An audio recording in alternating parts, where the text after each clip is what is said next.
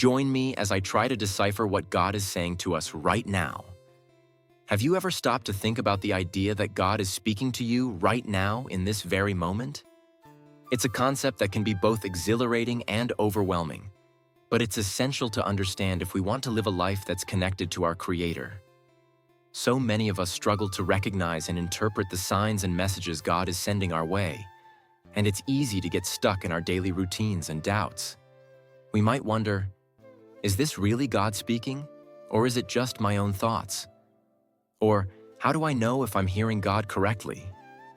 We might feel like we're not good enough or spiritual enough to hear from God, or that He's only speaking to certain chosen people. But the truth is, God is speaking to each and every one of us, all the time. We just need to learn how to tune in and listen. And when we do, it can be incredibly liberating. We begin to see that God's presence is woven into every moment of our lives, guiding us, comforting us, and leading us towards His perfect plan. For many of us, the struggle to hear God's voice is rooted in our own fears and doubts. We're afraid of making mistakes or looking foolish or worse, that we're just not hearing anything at all. But the reality is, God is speaking to us in ways that are both subtle and profound. He's speaking through our thoughts, our emotions, and our experiences. He's speaking through the beauty of nature, the kindness of strangers, and the stillness of the night. God's language is not limited to just words or voices. It's a language that's rooted in love, peace, and joy. And when we start to understand this language, we begin to see that God is speaking to us all the time, in ways that are both surprising and familiar.